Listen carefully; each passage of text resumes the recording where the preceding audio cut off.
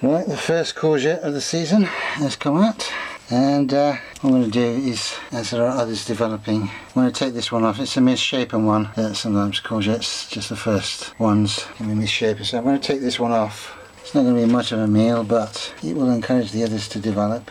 So that's a little courgette. And this Mange too is also producing, so we'll have a little pick of that. Okay, I've cleared this area in front of the greenhouse. I put the 2 barrels here. Now this area, the reason there's carpet here is this was all riddled with nettle roots and broken glass and all sorts of rubbish, and because it's all tangled up, it was very difficult to take it out piece by piece. So rather than waste time doing that, at the moment I'm a bit pushed for time, so I've just put a piece of carpet on top of it, which will stop the nettles coming back. There's roots of brambles, they're actually under the brickwork, so they need sorting out, but that's for when I've got time. So I've just covered it up for the moment, and these roots, because they were tangled up with lots of grass, I couldn't really do much with them. I didn't want to risk cutting my fingers even with gloves. Just covered it for the moment, and I'll put some plants on top of it for now and then deal with it later in the year when I've got time. So long as there's not nettles and brambles coming up here and getting in the way, I'm happy with that. And this carpet was one I'd lifted from another area, and this old coal frame is just a mass of weeds now, because there's the back of it, and I put a piece of wood here, and then I put some more boards and tiles and corrugated metal over here, and there's all those weeds back there that you can't get to, so that needs sorting at some point. I've taken those boards off that were here and put them over there. Now the potatoes are not shaded in the morning. With those boards here, they were shaded out for part of the day, so now they should get going. So for the moment I've just put them up there, and eventually they will cover this side and go along behind that barrel and go along here, but that's for later because there's also this other stuff in the way. But I've decanted most of what was in this barrel and what was in the nettle barrel, and I've got them stored, these two, and this bin is full of it, so I've got plenty to be going on with here as well. And there's a little bit more still in there, and I will decant that later because this bin is full. I can't really put any more in there, so once I've used some of this up, I will decant the rest out of there into here, and then I can move this barrel. I've got some more to take home and use at home. Decanting this, I've spilt some of the liquid plant food around the containers. I'm going to leave them here and let the rain wash them clean, and then take them home for the rest of the year, and for the seedlings for next year it'll all be ready. This corner is okay. Didn't take the weeds along to rear their ugly heads, but I can deal with that now. It's coming through. You need a brick wall to stop them coming through, but anyway, still waiting for this potatoes to come up. The rhubarb is still going, because normally the previous years by this stage it's falling over and going, but it's still going strong this year. Well, I manured it and I've taken all the weeds around it out, so well, there's a few still in there, but I mean, certainly nothing like they used to be, so it's a bit happier. And originally I put that blue barrel there to be a water barrel, and I thought about it and I thought, well, that whole area, now that I've cleared all the weeds that were behind it, it's actually a good area to put the liquid plant food barrels, because I don't really need access to them for most of the year. They sit around doing nothing. They don't need to be in the sun. So I thought, well, this is a nice area to put them in. Just got to dodge this branch. So we've got comfrey, nettles and weeds in these 3 barrels. I don't need to come in here all that often, because the weeds and comfrey I just fill once or twice a year and then decant once a year, so really I don't need access. I've got enough access here to come through once a year and do what I need to do. The rest of the year the apple tree can do its thing and they can sit here. I've got these that were cut off of the barrels. I'll put some plastic to cover it, and then I'll put these on top and a brick on top of that, and they can sit there happily all year. And this small barrel that was being used for the nettle tea, which I've decanted now. So put it here because it can supplement that, because that is not going to hold much water. So I need more water around here. This is okay in that corner next to the rhubarb, so it's not going to shade the rhubarb out much. And I can stand next to it and access this bath, and I can walk around the rhubarb.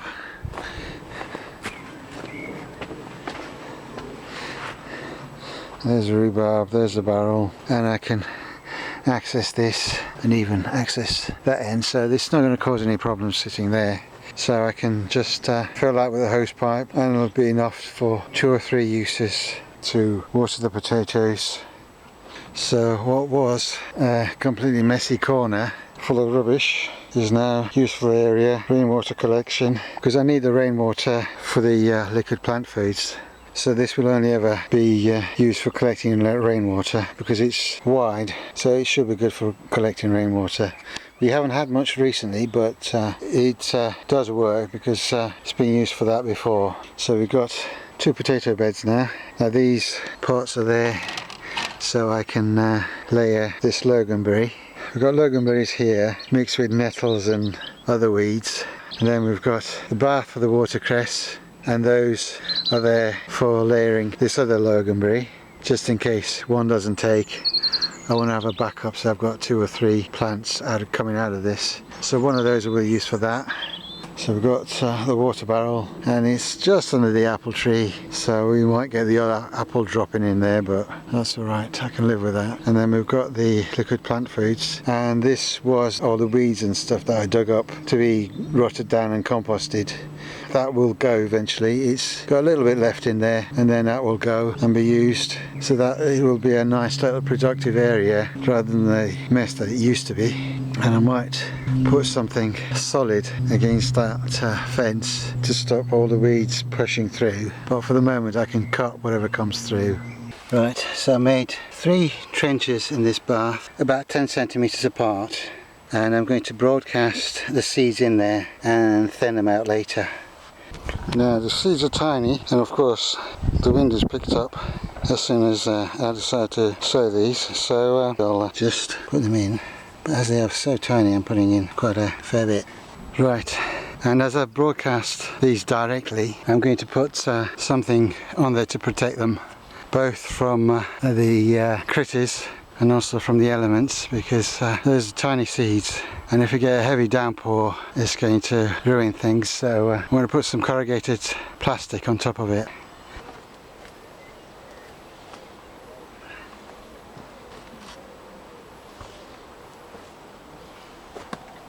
Okay, well that should protect it in case we get a sudden downpour in the next few days. These sheets of corrugated plastic are longer than the bath, and I can't go that way because the barrel's in the way, so I've put it on top of this other bath, so it does leave a little bit of a gap there, but that doesn't matter. I don't think birds are going to bother with that. A rat might get in, but I don't think the rats are going to bother that now.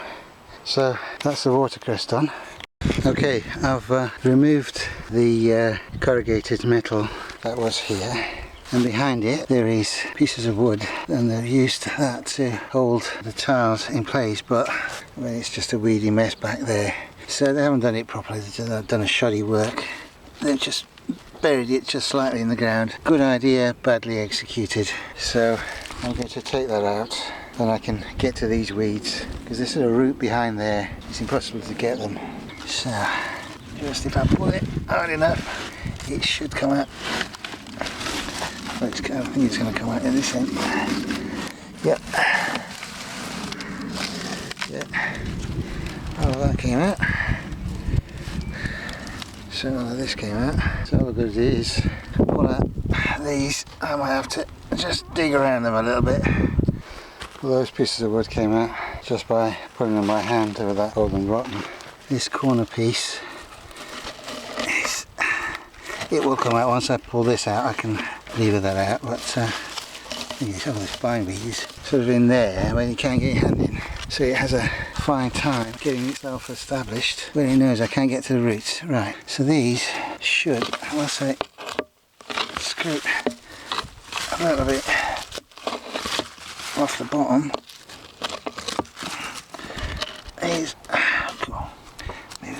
get a bit more. Big wobble, but they're pretty in pretty deep. So let's see. Yeah, that's it. So they're a good 10 centimetres in the ground. So it's not going to take long to sort these out. So I've pulled all those tiles off and stuck them over here, and we will use them later. So you can see the back. That metal is okay. I mean, there's a shoddy workmanship here on this side. It's a little bit short.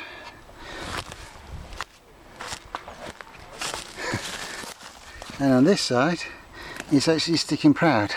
Can't believe how shoddy that is. That's short at one end and long at the other. Could have spent 5 minutes getting that right. And I could pull this out because, I mean, this is all rotten anyway, so this stuff is just... And there is a bit of sort of edge, but it's a bit of old pallet. It's probably rotten under there between all the weeds. It's just something for the weeds to get their roots under, really. So I'm going to take that out. But it's infirm, so I'll probably get a fork under that, and that should come out.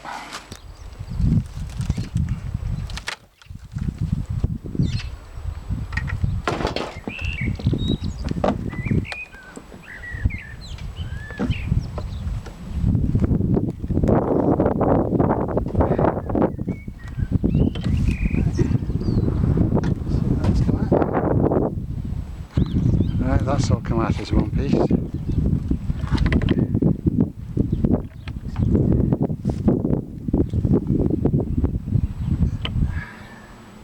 Okay, now that the big piece is gone, I can take out the little pieces.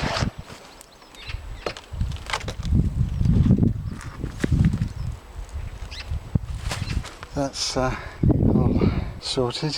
And now the coal frame looks a bit better. This back bit is a bit more solid. I mean, there's still a bit dodgy bits, but it just falls apart in your hand. But it will do for now, and I will deal with it in the winter and build it up properly. But for now, it can be used. Just going to take off this bit of edging, then I can rake up the weeds. I'm not going to spend time digging it up because this is going to be plastic, so I'm just going to level it. Okay. So that's the ground cleared and levelled. Now I'll put plastic down and I'm going to manure this so it will get a final levelling off later. But there are a few of these nails that were holding those bits of wood together, and so I can either pull them out or just hammer them so they're not sticking out, because that is dangerous. So sort those out, and I'll measure the plastic before I put the manure down. So I'll do that and bring you back. Okay, I've found 2 pieces of plastic, so there will be a join there, but I'll sort something out there. But that means I'm not cutting a big piece out of the big pieces of plastic. Now this one's got a few little holes in it, but we can always put little bits of tiles on this one, because there's going to be pumpkins on here as well. So there's going to be plastic and then tiles on top of that, so that's going to cover the holes. I've got a line there, so I can measure the number of gaps. Sweetcorn needs to be 45 centimetres apart, so I'll measure that and cut the holes and bring you back. All the holes are now marked, so all I've got to do is peel that back and plant through that. So I've got this big bag of manure that's been sitting here aging next to the coal frame. Just a quick update between bursts of rain. The weather got bad, drizzly, cold and really windy, so I couldn't record properly. I've manured half the bed and will do the same for the rest. I'm just putting it on top and not digging it in or mixing it with the soil. I will put the plastic back and plant directly into this. Right, this bed is now done. I've planted squashes at the back, and I've planted sweet corn every 45 centimetres apart, and then stuck a squash in between each one at the back.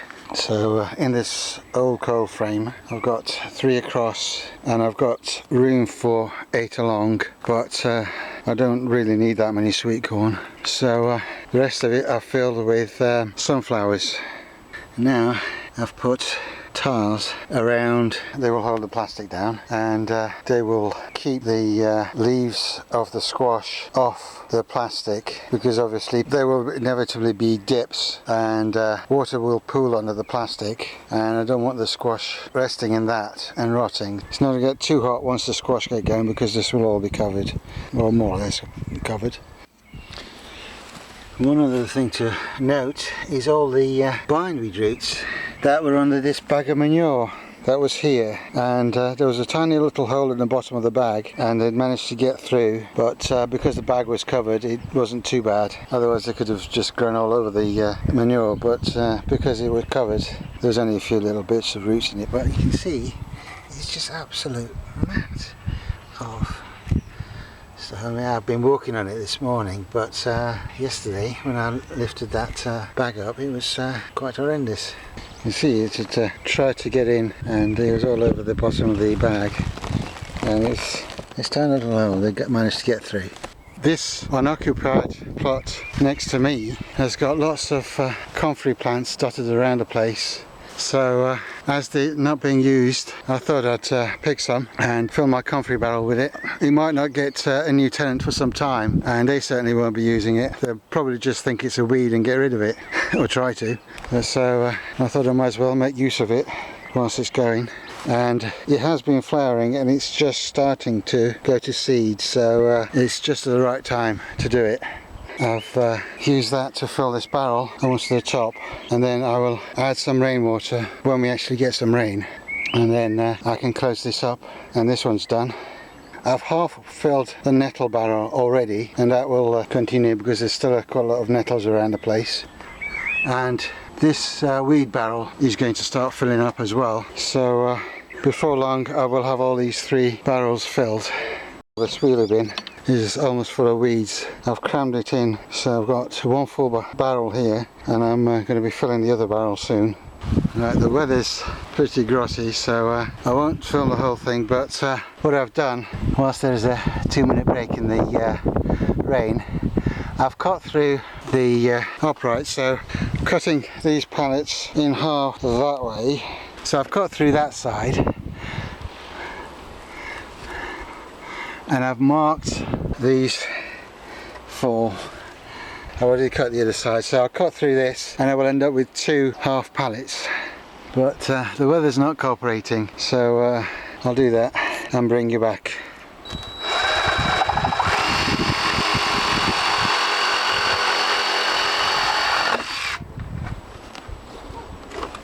Right, I've got 2 half pallets there. I've put them lengthways along the cold frame, so you can see how it's going to fit in with the cold frame. It's going to go over there and cover up all that, but lengthwise that's almost half, and this is almost the other half, and then there's going to be the 2 ends, so that just leaves me with about 10-12 centimeters at that end. So it's not going to be exactly matching the size of the cold frame, but I don't think that matters. That path will be a little bit wider at that end, but that's okay, because it's quite narrow over here, so having it a little bit wider at that end doesn't matter. Actually, I made a mistake when I cut that first pallet, because what I want is for these bits here, because that's where the cut is, and rather than cut it here, I'd cut it here and here, and take this piece out so that the edges are neater. I've cleared in front of the greenhouse and the shed where I put the comfrey. In fact, there's one back there, so I need to clear a bit more. There's a big comfrey here, but this one is big enough to have fend for itself. But these little ones still need a little bit of help, so I've cut out most of the weeds around them so that they get full benefit of the sun, because they were getting swamped by all the other weeds. But the digging badgers, well, we know that's exactly where they're used as a toilet, so we know there's one missing there, and then there's some missing from what I planted. Should be more here, there isn't. It's just a bit of leaf that I comfrey leaf from one of the ones I accidentally cut. So there should be more, should be one there, should be one there, and I thought I'd put some more along here, but anyway, I can put some more in. I've got these pieces of comfrey root which I'm going to plant. Okay, so basically what I'm going to do is dig a hole,